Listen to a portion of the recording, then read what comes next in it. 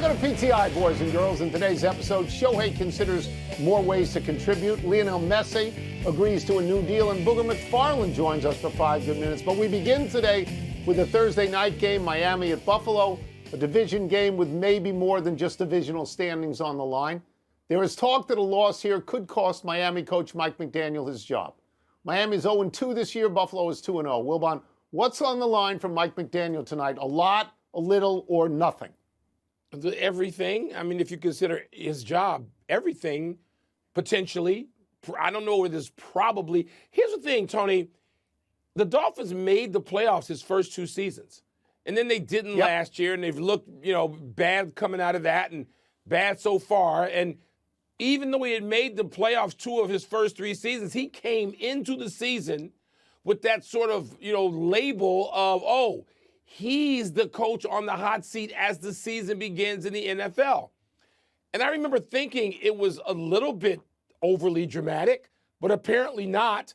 And here's the thing.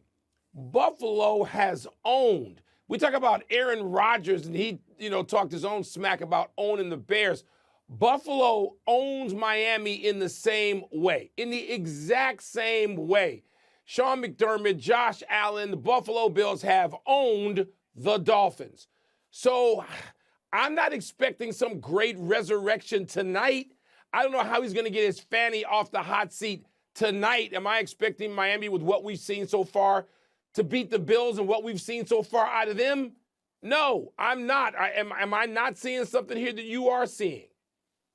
No, I agree with this. I can see Mike McDaniel getting fired if the Bills win by a large margin. I can see that. And to be specific as to how much Buffalo owns Miami, Mike McDaniel in his last 6 games against Buffalo is 0-6. And Sean McDermott, I think, is 15-2 against Miami. Yeah. So, look, if Miami wins the game, Mike McDaniel is going to be the coach.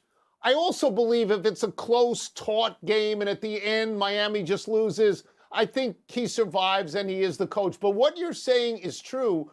It happened all of a sudden. He did have playoff teams his first 2 years. Now he's 0-2, and he's given up 66 points, which I believe is second most in the league. I got relatives in South Florida, Mike. My cousin Marilyn calls me and says, are they going to fire the coach? That was after the first game, not even after the second game. Yeah. So this thing seems to have a momentum of its own. It does. Not good for him. Look at college football momentum. It seems so out of control, like a brush fire. Let's move to baseball, Tone, where the most versatile player in the game could become more so in the playoffs. The Dodgers are considering using Shohei as a reliever to bolster the bullpen, particularly in its first-round series, and relieving would have to mean staying in the game to play the outfield, which the current DH says he wants to do. So, Tone, would the Dodgers be smart to use Shohei in relief and all that it means? Okay. Shohei Ohtani is a starting pitcher. He's not a reliever.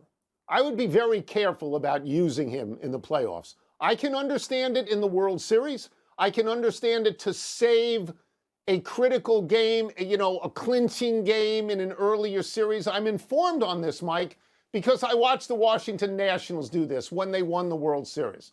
They used their 3 best starting pitchers in the bullpen, either in an earlier playoff series and or the World Series. That was Max Scherzer and Steven Strasburg and Patrick Corbin. So I would, I would put Shohei in an all-hands-on-deck thing, but that's not the biggest news out of the Dodgers today. The biggest news is that Clayton Kershaw is going to retire. This is going to be his last season. Clayton Kershaw this season is 10-2 with a 3.53 ERA. 10-2 is good. He's going to the Hall of Fame. His career number is 222 and 96 and a 2.54 ERA. He's going to the Hall of Fame. So if I spin it back to Shohei, I would be more inclined to put Clayton Kershaw in the bullpen than I would put Shohei in the bullpen. Tony, I started thinking about that when I heard about Kershaw. I'm like, okay, how can Kershaw best help a first ballot Hall of Famer? How can he best help his team in these playoffs? And the Dodgers, who it looks like they could open against the Mets. I know that looks like a homecoming team right now, the Mets do, in part. But Tony, going back to Shohei for a second, don't tell me Shohei can't play in the field somewhere, first base or the outfield, because he's done it in his life. Sure he can. And this is not like some declaration like to pull him out of mothballs. I understand it's been a few years since he's done a lot of it. Well, guess what?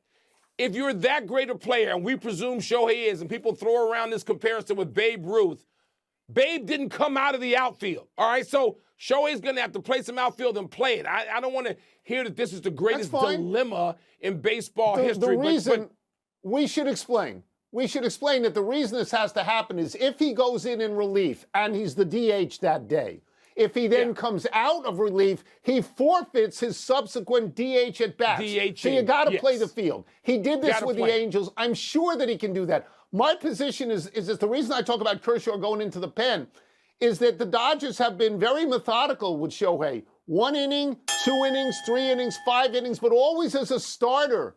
All right, let's move to soccer in the MLS. According to a report in the Miami Herald, Lionel Messi will continue to play for Inter Miami on a new contract extension. Messi is 38.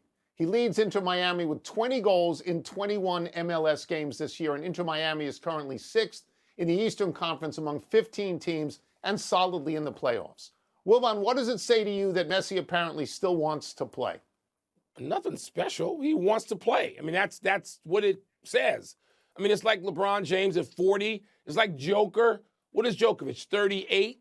I mean, there are these players, these not just generational, but lifetime players, guys who, people put in the argument for GOAT in their sports. And Messi is certainly not just in the argument, he's at the top of it. He wants to play. And he can still play, as evidenced by those numbers of goals and assists. He's the star of the biggest team in his league. He's the face of that league, even at this age. I don't think there's any doubt about that. So, Tony, if there had been another decision, that would shock me. Just you keep him. He wants to play until he can't play or somebody tears the jersey off him. This is like automatic to me. Yeah. All right. So let's look at this question. What does it say to us that Messi wants to continue to play and he signed an extension? We just signed an extension, right?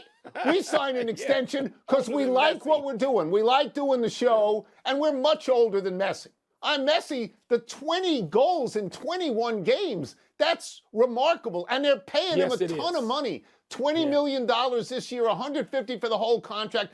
He's a cash cow for the MLS, and so they're going to pay him even more money next year and more money after that. I mean, this seems perfectly reasonable to me. I think we do have to say about the MLS that it is a league where great players from soccer countries come as their career winds down and maybe it's done. But he was the MVP of the league last year and 20 goals in 21 games. What more could anybody ask for? Of course you want to sign him up, right? You have to sign him up. Well, Tony, the value of the franchise. The franchise is so much more valuable exponentially. As they say about the Wi-Fi, it's booming. Before. Yeah. So this, again, no-brainer. One thing, Mike. One thing. Pink shirts. It's genius. Genius. Every kid wants a pink shirt. Totally brilliant. Happy anniversary, Michigan State. On this day 15 years ago, the Spartans lined up for a 46-yard field goal to tie Notre Dame in overtime, when they instead executed a perfect fake for a 29-yard touchdown pass, a play they called Little Giants. Michigan State stunned first-year Irish coach Brian Kelly 34-31 in East Lansing. The holder, Aaron Bates, connected with tight end Charlie Gant for the game winner. Bates was 3 of 3 passing in his Sparty career. That season, Michigan State and quarterback Kirk Cousins shared the Big Ten crown with Ohio State and Wisconsin. The Spartans went on to win the conference title twice more in the next 5 seasons, but never since. This year, Michigan State has opened 3-0 and will play at 3-0 USC on Saturday night. That's kind of a cool game, Tony. I want to watch. It's hard to sustain anything in the Big Ten where you just keep bumping up against Ohio State and Michigan. We saw Michigan State do that in that period. You talk about Iowa's done it. People have taken turns, Penn State, but it's hard to just remain there with those two. And so it's been a while for Michigan State. I'm interested to see that game. I yield to you. It's your conference. Happy trails to the WNBA playoffs for the Valkyries. Golden State had a 14-point lead on Minnesota entering the fourth quarter of last night's game. And since 2006, the Lynx had been 0-76 when trailing at that time by that margin. But last night was different. The Lynx bounced back to win by 1 and eliminate Golden State from the playoffs. Elsewhere, the Mercury evened its series with the Liberty in a laugher, winning by 26 on the road. Tonight, we've got winners take all between the Fever and Dream and Storm and Aces. I got both results right last night, Tony. I didn't want to. I was rooting hard for the Valkyries and Veronica Burton, Northwestern's own, the most improved player in the league, who had 13, 6, and 9 last night, screaming my brains out for Veronica, whose family members I went to school with, too. They're like the first family of Northwestern, the Burtons. Veronica's got some future ahead of her. Sorry, they're eliminated. I actually landed on the Liberty game for about 4 minutes, and it was such a blowout. Man, blowout, total blowout. Yeah. Let's go to the big finish. Commanders quarterback Jaden Daniels out of practice again today. Would you start him?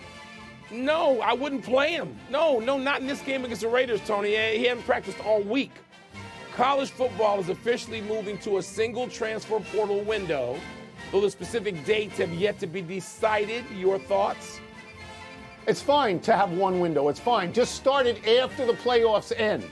After it ends, Sydney McLaughlin-Lavroni became the first woman in nearly 40 years to break 48 seconds in the 400. That's a big deal, right? Yes, and she's so great, but she didn't break the world record. How many world records stand for 40 years? That's amazing. Amazing. Ben Johnson and Brian Schottenheimer say they're not concerned with Tom Brady's access to information. Your thoughts? Of course they're not. This is Tom Brady. The NFL wants this to go away. Last one, the Guardians beat Detroit this afternoon for their 7th straight win. Is that a big deal? Tony, they have won 12-13, and only a game and a half back of the Red Sox for that last wild card spot. So, yes, it is. We're out of time. We will try to do better the next time. I'm Tony Kornheiser. And I'm Mike Wilbon. Same time tomorrow, Knuckleheads.